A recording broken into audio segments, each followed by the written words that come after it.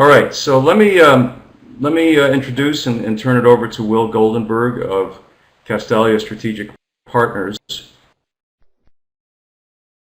Wil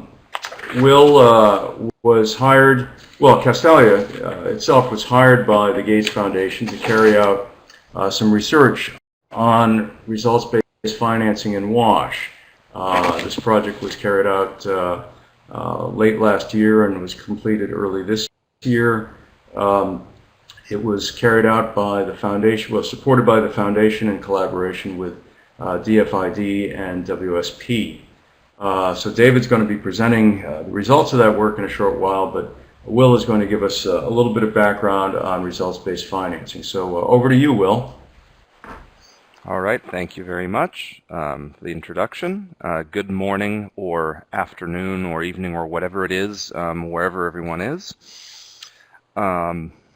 So first, I'll start out with a general definition of results-based financing and then go into the three main types that we covered in our study for the Gates Foundation. This definition that you see on your screen is one that we used from a World Bank report that's kind of formal, but to make it a little more down-to-earth, results-based financing pretty much means that you pay for things after they're done. Instead of conventional donor funding, which involves giving money in advance in the expectation that things that you want will be done, that the money will be put to good use. Instead of paying and hoping, you don't deliver money until the things that you want have been delivered. So you pay for things after they are done to the standards that you want. And very generally, that is what results-based financing is. So now I'm going to discuss three types of results-based financing that we found in sanitation and that we defined in our report. And those are output-based aid, or OBA, conditional cash transfers, or CCT, and vouchers. So first we're going to start with output-based aid, which was the most common type of RBF both in WASH in general and in sanitation.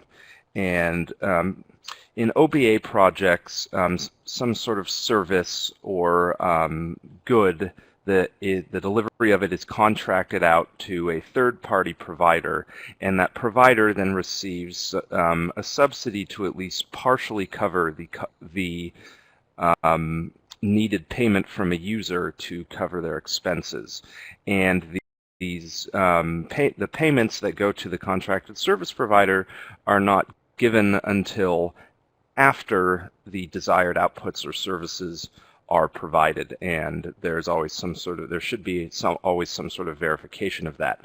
One example of it is the GPOBA's on-site sanitation project in Senegal, and in that project, private construction contractors were hired to build on-site sanitation facilities in households, and the households could pick from a range of options, such as a wash basin or a latrine or other things, and the contractors were not given their subsidy payment until after inspectors had gone around and checked that the facilities were actually built to predetermined standards. The next type of RBF are conditional cash transfers, or CCT, and these are different from OBA mainly in that they are conditioned upon behavioral requirements by households or individuals. And although they are conditioned upon household behavior, the actual incentive payments can be delivered either to individual households or to communities, which is often done through local governments or community organizations. One very large example of this is the Nirmal Gram Puraskar in India, which I'm probably not pronouncing well, but that program gave payments to village governments upon verification that the inhabitants of the village were no longer defecating in the open.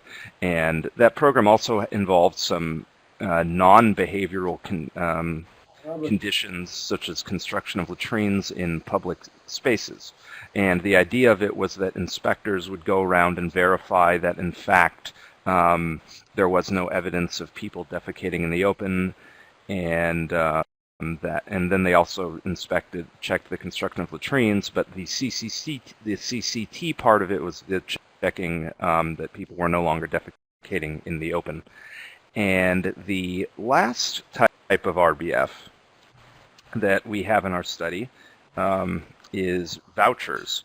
And in voucher projects, the consumer or household receives a voucher which defrays at least part of the cost of something that they're going to buy. So the beneficiary then takes the voucher and gives it to a service provider, and then receives some sort of good or service, and the provider then takes the voucher and sends the voucher over to the donor or government agency that's running the program, and then the provider is reimbursed. And one example of such a program is the Brack Wash Vouchers Project Bangladesh, in which households receive vouchers that cover part of the cost of materials for building a latrine at their home.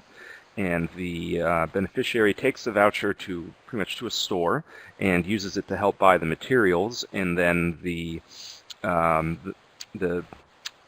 supplier or the store that's providing the materials then delivers the voucher to Brack, and then Brack gives the supplier money to cover part of that covers money for the value of the voucher, which is in effect a subsidy. And that is the end of my brief walkthrough of RBF and the three types in our study. And thank you very much for your time, and enjoy the rest of the webinar.